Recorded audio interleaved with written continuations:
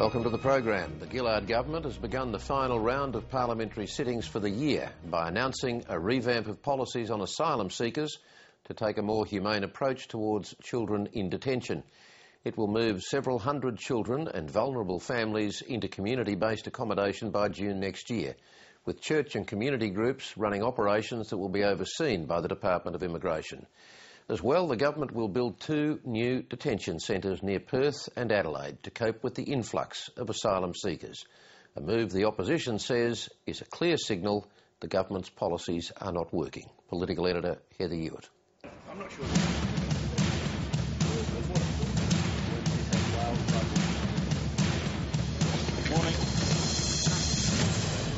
Morning, how are you?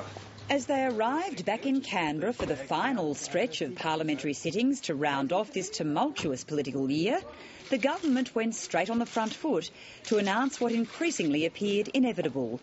There'd be 2 new detention centres built at Northam near Perth and Inverbrackie near Adelaide to deal with the influx of asylum seekers, with an eventual capacity for 1,900. While these decisions have been made today, let me be very clear that the government has been working through these issues for some time, factoring in the complex and important considerations of how to balance strong border protection with humane treatment of those fleeing persecution and seeking asylum in our nation. But it's the decision to move hundreds of children and vulnerable family groups out of detention centres and into community-based accommodation run by church groups and charities that the government was most anxious to highlight. The opposition's "Turn Back the Boat" slogan during the last election campaign hit its mark. Now, in minority government, Julia Gillard and her new Immigration Minister, Chris Bowen, announced what some in their party wished had been done long ago.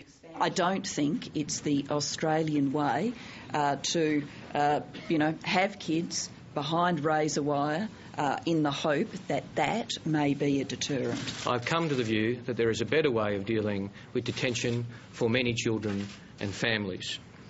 Today, the government is announcing that I will use my existing powers under the Migration Act to move more children and families into community detention.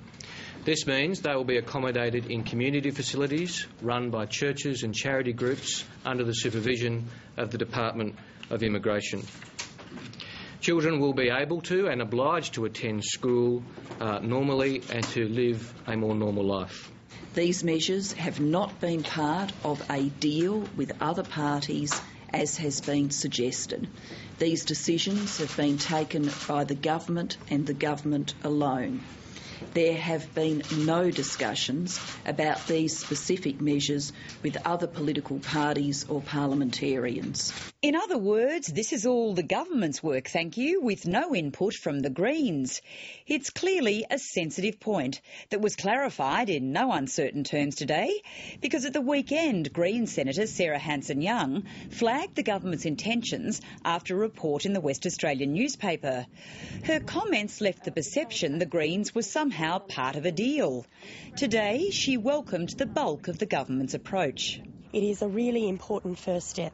Finally, we're seeing the government acknowledge that the current practice of detaining children and families in immigration detention is not right and it needs to change. The reason we have more than 700 children being detained is because more than 700 children have turned up in boats.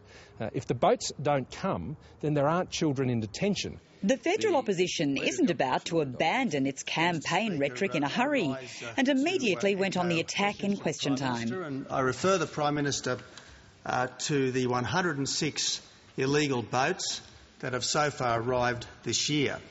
And I further refer the Prime Minister to today's announcement of an additional 2,300 detention places on top of the 1,000 detention places announced earlier.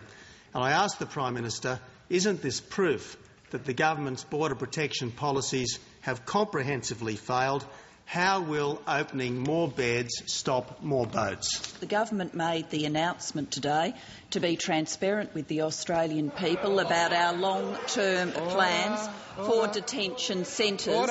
In part, we made that statement because the opposition loves to run round with spurious claims of secret plans, obviously raising fear and concern in communities about what is going to happen next. So we preferred the path of transparency. None of this, of course, is going to happen overnight, including moving out children. For starters, the government says church and charity groups need to make preparations to adapt unused facilities for accommodation. Priority will be given to vulnerable families, that is, families that are assessed as having experienced trauma or torture, being at risk of mental health issues, or obviously where a mother may be pregnant. This will be done on a case-by-case basis and will be done gradually between now and next June. The announcement came just before question time, and the opposition had largely prepared to hammer the government over the Murray-Darling issue after angry community protests over the past week. Julia Gillard and her team were keen to try to hose things down, with questions also arranged from their own side. The draft plan has not been produced. The draft plan comes out next year. It's a statutory document that gets followed by 16 weeks of consultation. I understand this is difficult reform. I understand that it has inflamed community passion, but it is not in anybody's interest, not in the interests of any Australian, any farmer, any regional community, for the Leader of the Opposition to use his status to wreck this process. Now it seems that there hasn't even been an economic and social impact study.